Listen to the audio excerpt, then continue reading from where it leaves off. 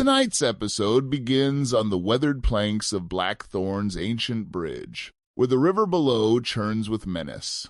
Dr. Morgan, how does the setting itself shape the tension in a thriller like this? The bridge is a classic liminal space, halfway between safety and danger, past and future. Its decay mirrors Ethan's own vulnerability, while the roaring river amplifies the sense of isolation. It's almost a character in the narrative. You mention the bridge as a character. Does the environment actively influence the character's choices in these high-stress moments? Absolutely. The creaking planks and relentless river force Ethan into reactive decisions. With visibility low and escape routes limited, every sound and shadow takes on heightened meaning, pushing him deeper into paranoia and desperation. Ethan Cole isn't your standard action protagonist as a journalist, not a fighter. Dr. Morgan, what does his background bring to this story's dynamic? His journalistic instincts make him an observer, not a participant, at least initially. That outsider's perspective means he's constantly analyzing, recording, and doubting, which adds a layer of realism. But it also makes him deeply vulnerable when violence erupts. We see Ethan's coping mechanisms like using the voice recorder. How does that habit affect his survival chances in such a brutal environment? In one sense, it's a lifeline documenting events, might save him or others. But it also distracts him, tying him to journalistic rules in a world where survival may demand abandoning them. Let's talk about the Whisper. He's enigmatic, deadly, and yet strangely protective. What sets him apart from typical thriller operatives?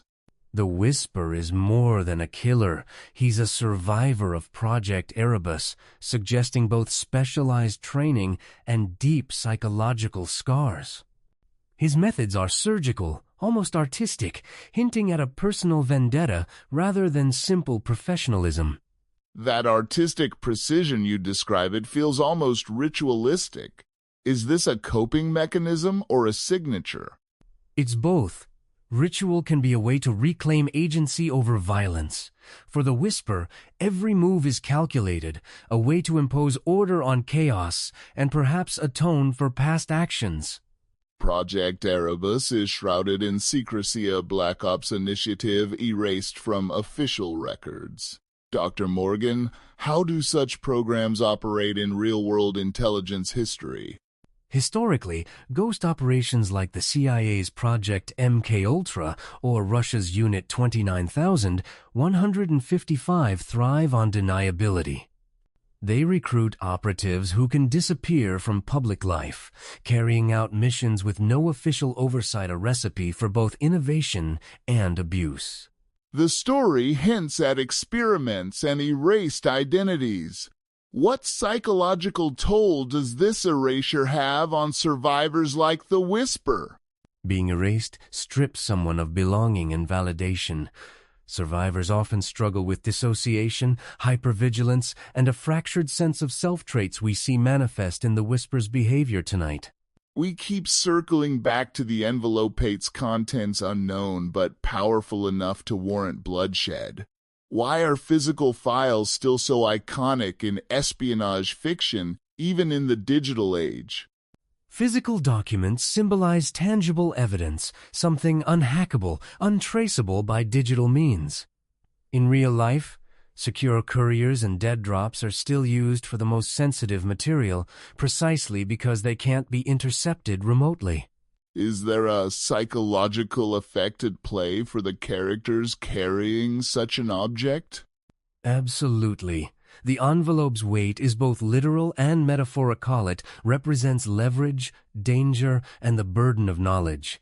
Ethan's anxiety spikes every time he thinks of it. Let's pivot to technology. The drone's persistent presence raises the stakes. What does the use of drones change about classic cat-and-mouse thrillers? Drones create an environment where hiding is nearly impossible. Unlike human trackers, they don't tire or lose focus. In reality, law enforcement and private contractors use thermal drones for search and rescue and manhunts, making them a credible threat. And yet, the Whisper neutralizes the drone with an EMP. Is this a plausible countermeasure? Quite plausible and increasingly seen in conflict zones, portable EMP devices can disable unshielded electronics, though deploying them comes with risks, like alerting adversaries to your location, as happens here. The bridge sequence is brutal, swift, silent takedowns. How does this depiction compare to real-world close-quarters combat? It's far closer to reality than most Hollywood portrayals.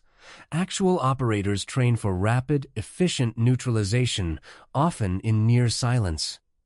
The lack of dialogue and the focus on sensory detail like the knife's flash ground, the action in authenticity.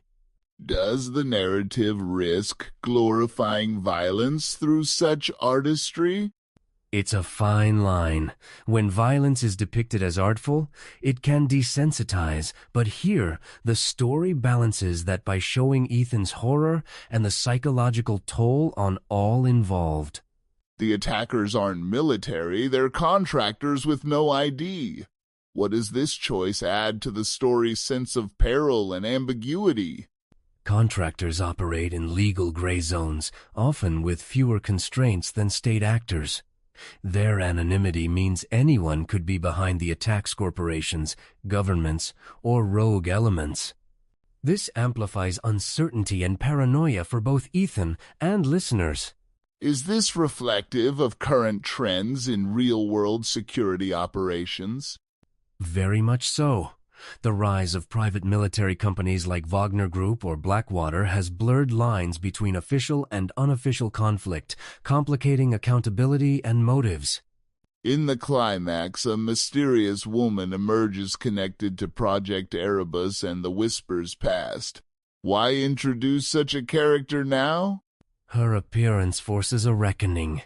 She's a living reminder of unfinished business, unresolved trauma, and the inescapable legacy of secret programs. Narratively, she raises the personal stakes now. It's not just survival, but facing the consequences of history. Could she represent more than a single antagonist, perhaps the embodiment of the system itself? Exactly. She's both an individual and a symbol. Her presence blurs the line between personal vendetta and institutional power. The episode ends on a cliffhanger with the envelope unopened and new threats revealed.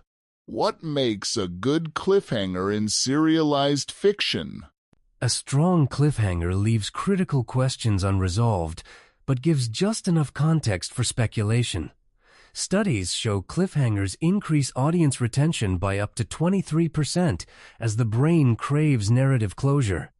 Here, the mix of personal and institutional stakes primes listeners for the next episode. So, it's about balancing frustration with anticipation, making sure the audience is hooked but not lost.